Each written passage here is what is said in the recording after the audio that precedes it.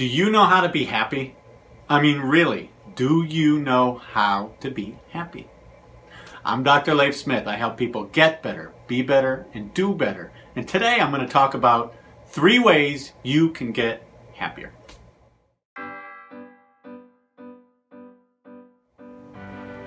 So my first tip on how to be happy is you have to stop misleading yourself.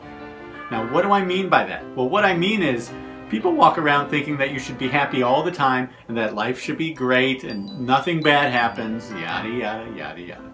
That's not true. That's not true. And if you live life at all, if you leave your apartment, if you leave your house, you understand that that's not how life works, okay? Life has its ups and life has its downs. You have to understand that that's part of life. You can't understand good things unless you've gone through bad things. You don't understand what love is until you've had your heart broken. Okay? You don't understand what loss is unless you've had something. So it has to work that way. That's the way life works. The downs make you appreciate the ups. The ups can make you appreciate the downs. So the first step to being happier is stop deluding yourself.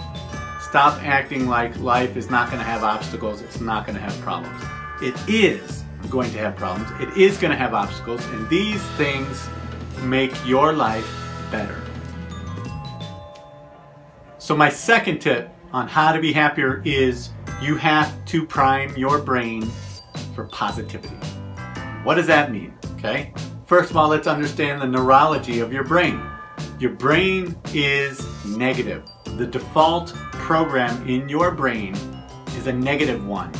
Your brain is always looking for ways that the world is going to try to hurt you, that people are going to say something about you, that things are going to happen that are not good, okay?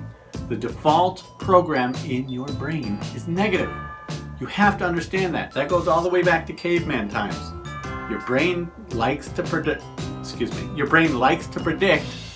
pain in order to protect you. Knowing that, you have to understand that negative things stick.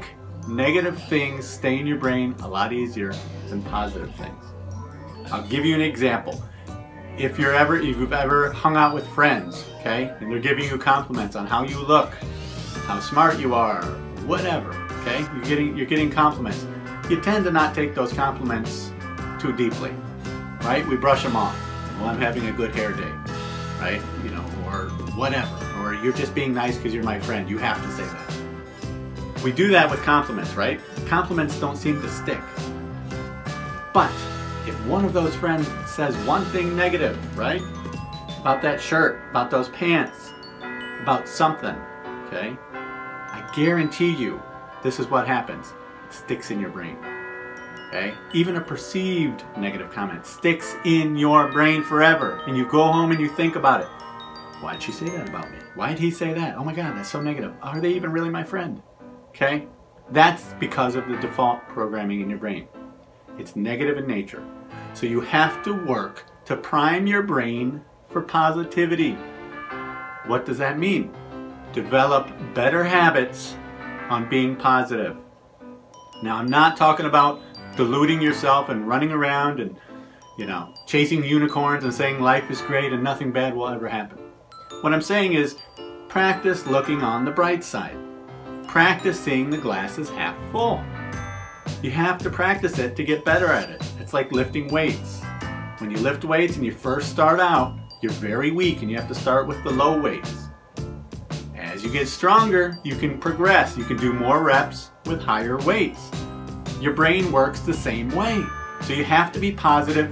You have to practice with those 10-pound weights, being positive about little things, seeing the bright side in little experiences, okay?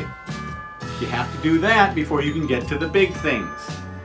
But you need to, if you want to be happy, you need to prime your brain for positivity.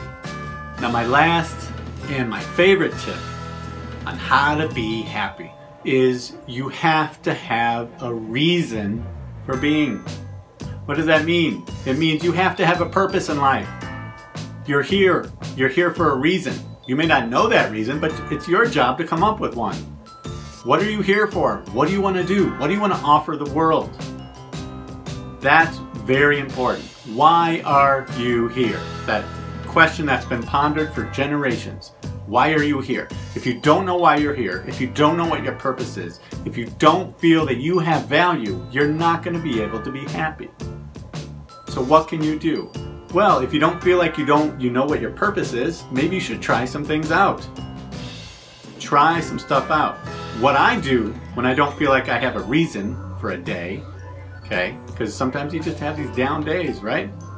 I try to look at how can I add more value to the lives of people I interact with today. What can I do to make the lives of other people better? Ironically enough, look at the job I chose, okay? So every day I get to see value added in the lives of people I meet with, people I coach, people I work with. It's very rewarding to be a small part of thousands of people's successful ventures, life, whatever.